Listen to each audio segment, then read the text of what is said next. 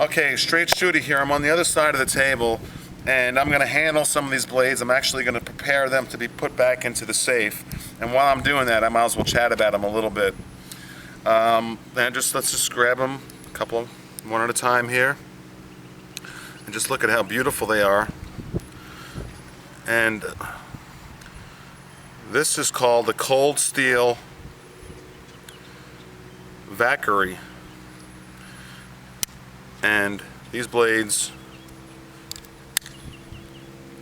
I am not the pro, and I'm actually really careful with them because they're just so sharp. And that's not a type of blade you'd want to sharpen yourself. You'd never want to get that dull. You'd have to send that to the factory if it got dull, but it wouldn't get dull because you would only use this in self-defense. This one here, it's got a sheath down there. You keep this on your waist. You pull that out. This is the Tiger. That point is so pointy, it's like a needle. The blade, I keep saying, I just can't reinforce it enough on how sharp these cold steels are. Out of the box. That's a Tiger. And these aren't all that expensive. I'm not going to quote prices. You know, we know the Espadas are expensive. You know, and we know these are, what, $400 for the extra large approximately. And if they stop producing them, they're going to jump to over $1,000 overnight. But this blade here, I told you the story in my previous video. When I received this in the box, and I went like this and opened it, it's almost 17 inches long. There's two ways to grip it. Up here closer, and what I prefer is all the way to the back because you've got more of a reach. The longer the reach, the better. One swipe of this on flesh, it's not going to take a heavy swipe. As a matter of fact, they have some older or overweight gentlemen on the cold steel infomercials, I guess you can call them. They don't have some martial artists using these weapons. Any average Joe Schmo, you just go like that on somebody and it's going to take a limb off. It's that sharp and thick. You know, I'm not into all the millimeters and all that, but that looks like it's about 1/8 of an inch, you know, for a folding knife. And they have this, if you look at some of the videos, this will hold 1,000, 15, 2,000 pounds. You know, think of this holding a ton, and that's how strong this tri-lock system is. So, now when you close this, you've really got to be careful that you don't get your finger caught in it, because that finger will be cut off like a banana, because it snaps. See? And that didn't sound like much, but if that closes on your finger, just with that force, it's a guillotine. You just lost your finger. And I'm not exaggerating. Another XL. I love that sound. Close it. Be careful. Don't keep your fingers in there. See how I keep my fingers out? This is a loaded weapon 100% of the time. You cannot unload it. Okay? This is the large Espada, which is what 99% of the world would most likely carry. And I carry both, the XL and the large. And a lot of people say, well, I don't like my concealed weapon. I don't like to feel it on me. I'm kind of different. I like to know what's where on my body. I don't mind carrying the XL. I can feel it there if it's in my pocket. And I'm always looking around my surroundings. I got a family, I've got young girls, and if I'm in a parking lot and walking from a mall into a parking lot, I'm looking at some possible hoodlums that may want to carjack us or steal my wife's purse. And so I want to know what's where on my body.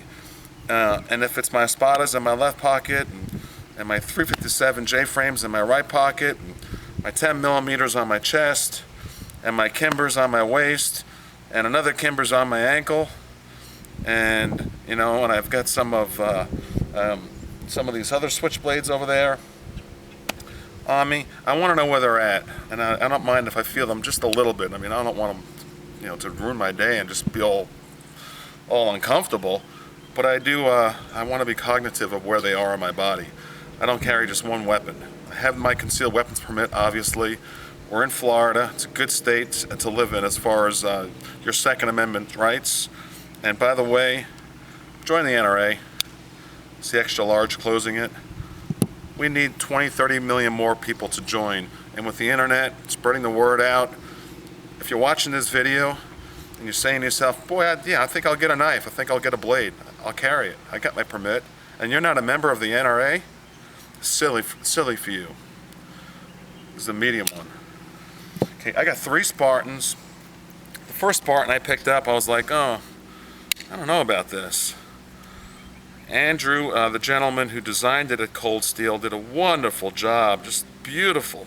I think it's Andrew Demko. I'm sorry if I don't remember his last name properly. What a wonderful job he did designing it. I mean, does that fit your hand like a glove? The problem I had was, and I'm a strong guy, I couldn't, when I first got this knife, I couldn't close it. I mean, I literally couldn't. I was like, what do I do with it? I have to send it back open. I finally got it closed once, and then what I did was I put my ballast oil in there and let it sit at this position, and then I worked it. Kept opening and closing it, worked it, opening and closing it, worked it, and then I realized what a cool blade the Spartan is.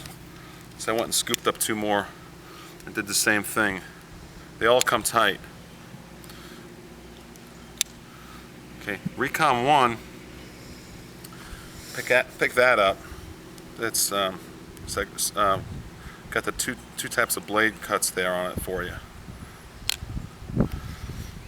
Now the Raha 2, this is a good example of why you want to grab a knife, and that's why I've got multiple of the same knives. The Raha 1, they don't make it anymore. And it kind of looked like an Espada with all the beautiful stainless steel on it. The Raha 1 did. And the Raha 2 is more toned down to bring the price down. Same blade, but the body is toned down. I wish I could get the Raha 1. I don't like the eBay prices I see on it. They're like $400 or $500 when they used to be $250 retail. The Raha 1 they don't make anymore. So when you see a blade that you like, you got to buy it. And I know times are tough right now, and if you can't afford a blade, save up for just one a year. And so in 5 years you get 5. You don't have to have like I do, all these dozens and dozens of blades. This is a Gurkha. And gosh, watch Nut and Fancy's in-depth video on this Gurkha. He goes out and he tries to destroy it. He literally goes into the mountains of Utah and they purposely just chop out dead trees and limbs and barks and they just smash away at this thing.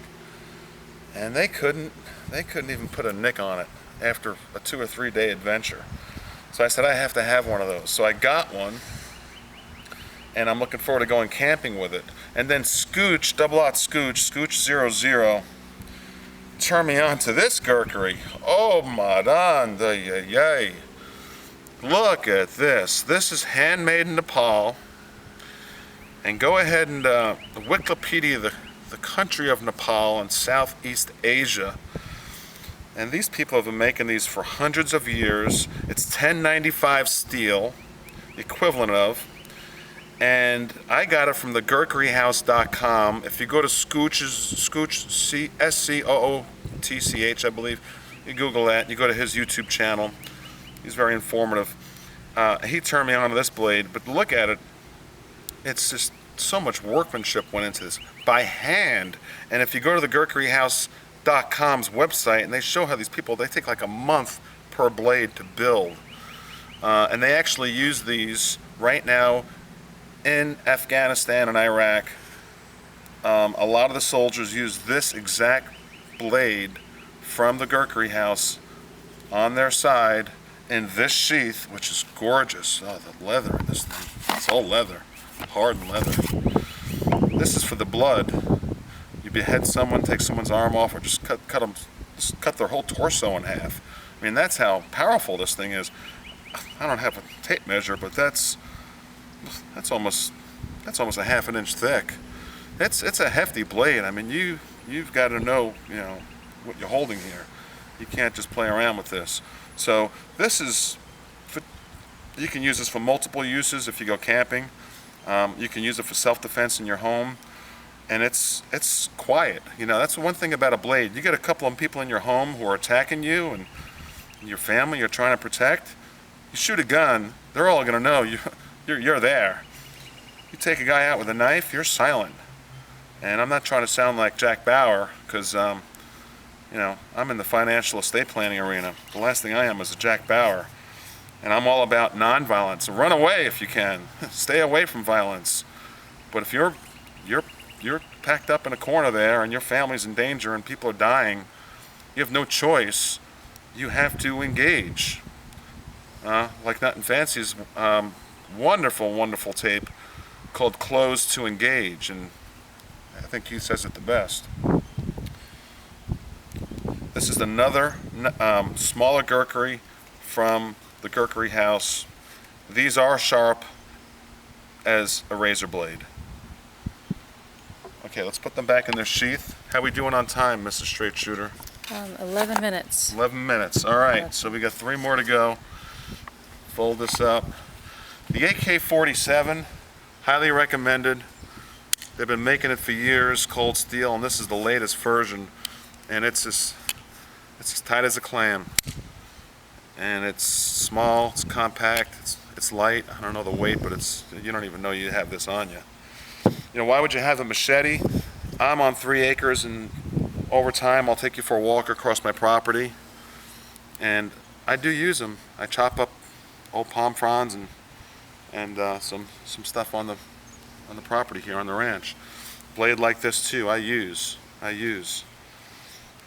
Now this, personal protection, gosh, I would not want to be on the other side of this little mini tack, it's called. I mean, you can hide this on you. You put that in your waist and wherever you want to put it, in some small pocket. You get your pair of 5.11s or Black Hawk tactical pants. And gosh, if heaven forbid you had to use that and slice someone's throat, game over. You win. Okay. This is called a trilite. Got to be careful with these because they're just so sharp and so long and thin. And you open it, of course, with your thumb brake. Pretty amazing. Beautiful knives Cold Steel makes. Look at this. This is not a Cold Steel, and I can't read the brand right. Oh, here it is. It's made by Hibben Knives. Just look at that. I picked that up at my friend's shop there at K&W Gunworks, Delray Beach. Delray Beach. We were at the beach all day today. What a gorgeous day in the middle of February. It was in the 80s, 85 degrees. This is for a roach belly Cold Steel for fishing. And I do use this when I take the kids out to the piers or we go out fishing with a boat. Time is running out. I do want to point out some of the more inexpensive blades, and I forgot to get that Benchmade again, but look at the, so you can't buy this anymore. Look at that, you just hit a button. They don't make them anymore. Look at Smith Wesson, look at Walther, look at the Beretta knives. Colt makes some wonderful knives. This is my box opener. This is all I used to open boxes with. Another Smith Wesson, just picked this up the other day. It was only like $40, that one. Remington makes knives. All the big companies do. This is a really nice M&P Smith. Oh, there's like 15 versions of this. And then this, I think that's silent and quick and fast. And it's also a glass break, in case you go into a canal. You don't want that to happen. All right. That was my knife tabletop of a broad overview of all of them. We'll start looking at these one-on-one. Thank you so much, audience and friends, and I'll be talking to you soon. Straight Shooter checking out.